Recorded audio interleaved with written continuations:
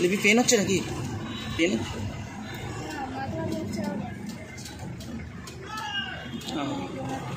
তো আমার লেবার পেনই আছে।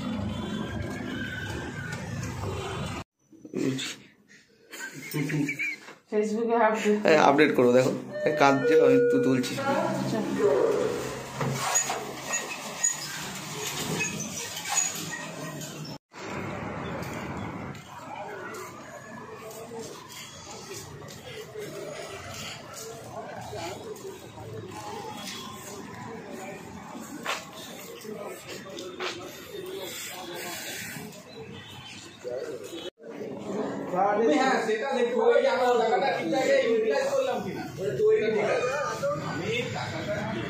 হ্যালো গাইস, আজকে একটা নতুন ভিডিও তোমাদের সাথে শেয়ার করব। তোমরা অনেকেই আমাকে জিজ্ঞাসা করেছো যে লেবার পেন উঠলে কিভাবে বুঝবে, বা আমি যখন আমার প্রেগনেন্ট হয়েছিলাম আর কি, লেবার পেন যখন উঠেছিল আমি কিভাবে বুঝলাম। আর তোমার হচ্ছে এটা তো ফার্স্ট কোশ্চেন।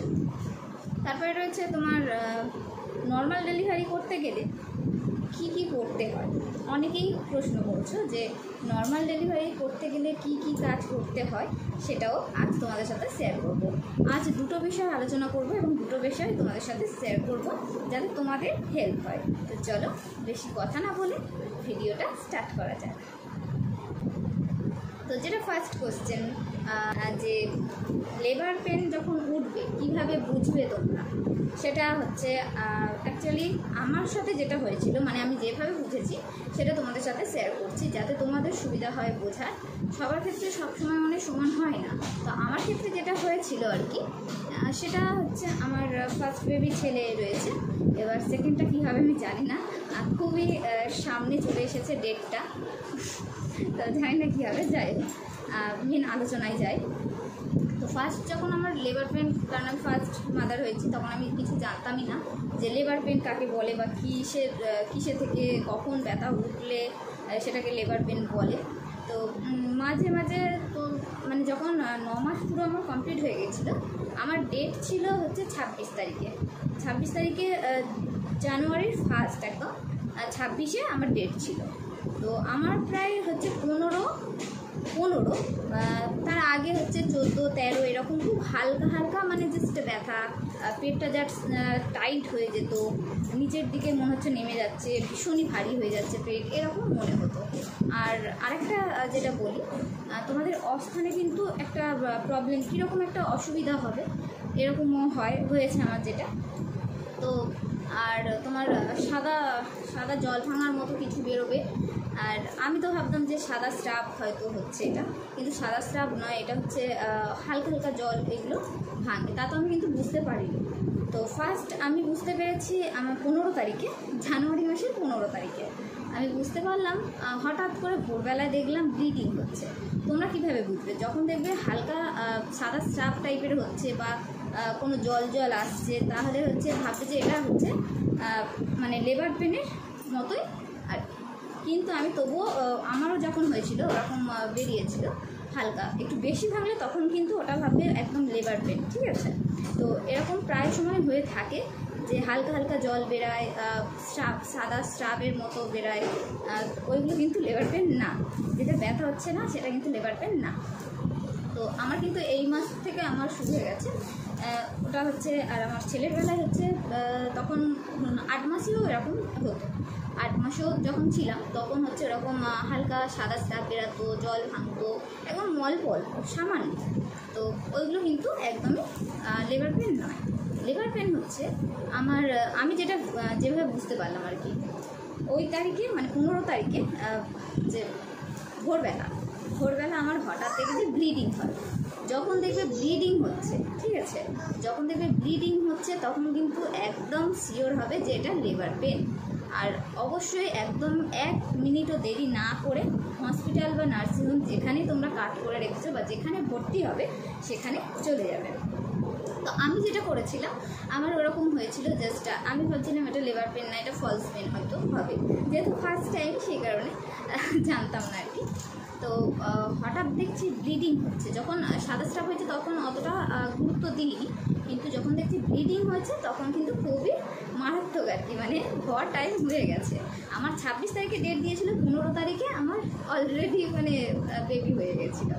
তো যাই হোক, আমি আর দেরি না করে সঙ্গে সঙ্গে চলে গিয়েছিলাম হসপিটালে। আমি হসপিটালে যেহেতু পড়েছি তাই হসপিটালে চলে গেছি। তো ওই দিনে আমার বাচ্চা ডেলিভারি হয়ে গেল।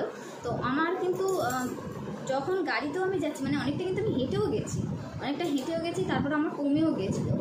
লিভার পেনটা আমার কীরকম হয়েছে আমার ছেলের বেলায়, মেয়ের বেলায় অনেকে বলে বেশি কষ্ট হয়, কিন্তু ছেলের, আমার যেহেতু ফার্স্ট বেবি ছেলে, তো ফার্স্টে ওই লিভার পেনটা না অতিরিক্ত মাত্রায় আসবে না, আমার একদম অতিরিক্ত মানে হয়নি। অতিরিক্ত যে খুব প্রচণ্ড ব্যথা হবে, অনেকে দেখি ঝটপট করে নড়তে পারছে না, চড়তে পারছে না, আমার কিন্তু ওরকম ব্যথা হয়নি।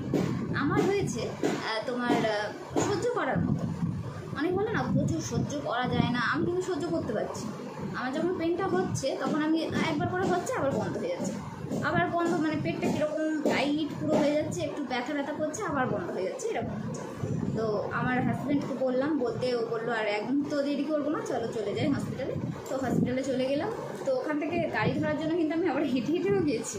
তো ওখান থেকে গাড়ি ধরে আবার হসপিটালে দুটো, আবার প্রথম ফার্স্ট পুরানো হসপিটালে, ভাঙড়ে পুরানো হসপিটালে গেলাম। ওখান থেকে আবার পাঠালো নতুনে। ওখান থেকে আমাকে বললো একদম হাঁটবে না, একটু হাঁটবে না, আমরা এখান থেকে অ্যাম্বুলেন্স দিচ্ছি, তো ওই নতুন পুরানোতে চলে যাবে বলে আবার ওখান থেকে অ্যাম্বুলেন্স দিল। তখনও কিন্তু আমার কিন্তু যে প্রচণ্ড ব্যথা হচ্ছে তা নয়, হচ্ছে ভালো, মানে আবার ঠিক হয়ে যাচ্ছে এরকম। আমি তো ভাবছি দূর বাবা, যদি আমি যাই ভর্তি হই, যদি এটা লিভার পেন না হয়, যদি আবার হচ্ছে ছেড়ে দেয়, এরকম হেনস্থা হতে হয়, অনেকে এরকম করেছে। কিন্তু যখন দেখছি ব্লিডিং হচ্ছে, এটা তো মারাত্মক। সাদা স্রাব বা জল ভাঙলে অতটা হয় না, কিন্তু ব্লিডিং হলে এটা অনেকটা ক্ষতিকর। মানে ক্ষতিকর বলতে কি, মানে ঘর মুখেই চলে এসেছে এরকম। তো আমি প্রায় ভর্তি হয়েছিলাম তখন ভোরবেলা সেই সকালবেলা আর কি, যেতে যেতে তোমার 6টা 7টা এরকম বেজে গেছে। তো যাওয়ার পরে আমার ডেলিভারি হয়েছে 4টে, বিকেল 4টে। তার মানে ভাবে অতক্ষণ ধরে আমি যন্ত্রণায়, মানে ব্যথাটা অত উঠছিল না, কিন্তু ওরা ইনজেকশান দিয়ে ব্যথাটা আমার তুলেছিল। আর তোলার পরে আর কি, সে আর বলার কথা নয়, নর্মাল ডেলিভারি তো যারা জানো না তারা জানো না, কিন্তু তাদের সেটা আমি শেয়ার করবো যে নর্মাল ডেলিভারিতে যারা করতে, নর্মাল ডেলিভারি কী বলতো অনেকটা কিন্তু ভালো। তো সেটা আমি নেক্সট বলছি। আগে বলে দিই লেবার পেন কীভাবে তোমরা বুঝবে। তো আমি এরকমভাবেই বুঝেছিলাম, তোমাদের একটা মানে পরিষ্কার করে বলে দিই।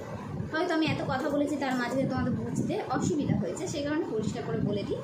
লেবার পেন কখন বুঝবে? যখন দেখবে সাদা স্রাব অতিরিক্ত মাত্রায় বা জল অতিরিক্ত মাত্রায় ভাঙছে, মানে তুমি দাঁড়িয়ে আছো, পা থেকে জাস্ট গড়িয়ে চলে যাচ্ছে, সেটা ভাববে লেবার পেন। আর পেট যদি একটু ব্যথা হয়, সেটা ভাববে লেবার পেন।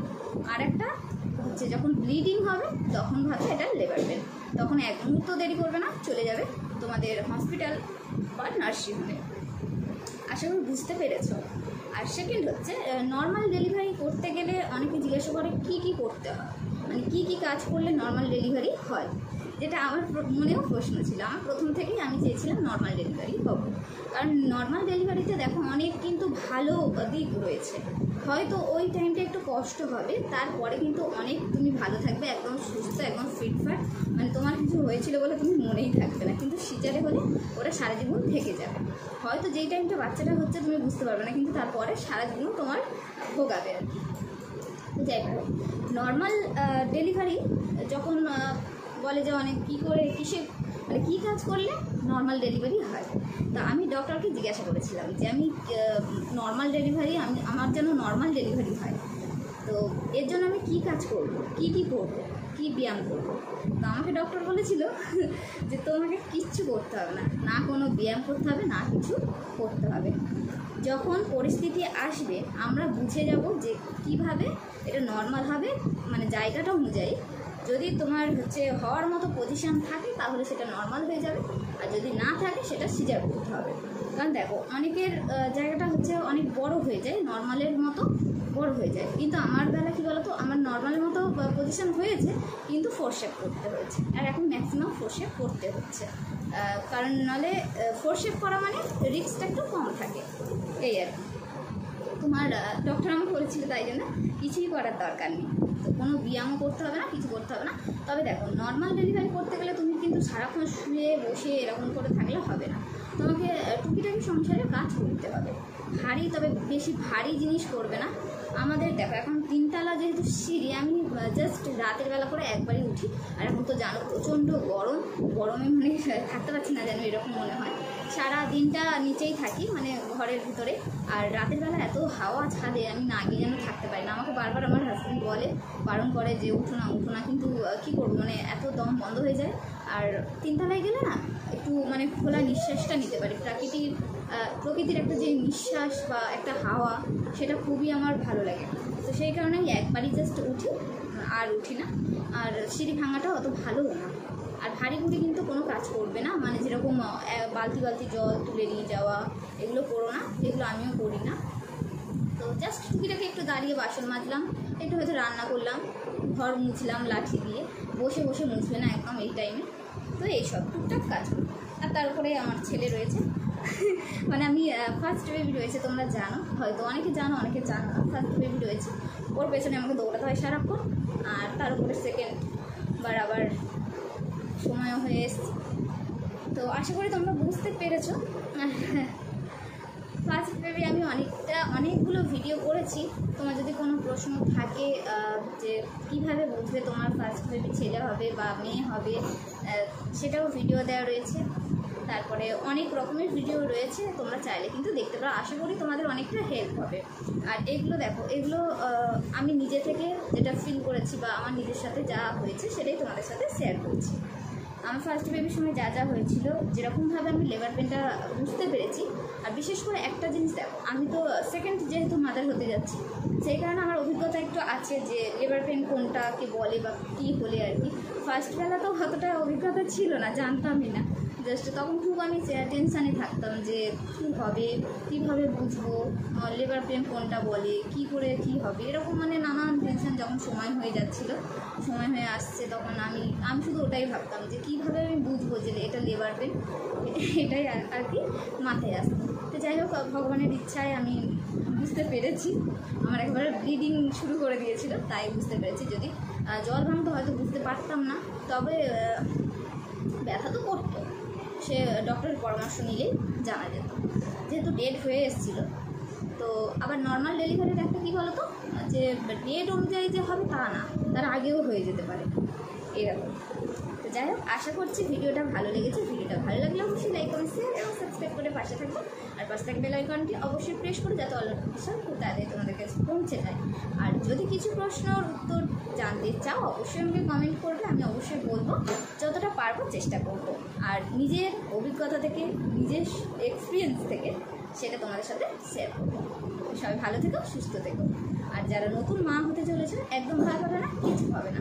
আর নর্মাল ডেলিভারি করতে চাইলে জাস্ট এরকম খোলামেলা মাইন্ডে থাকবে, টুকিটাকি সংসারের কাজ করবে, ব্যাস। আর বাদবাকিটা ওপরওয়ালার হাতে আর ডক্টরের হাতে। ওকে, তো আমার ক্ষেত্রে নর্মাল ডেলিভারি সব থেকে বেটার। ওকে, টাটা, বাই, সবাই ভালো থেকো।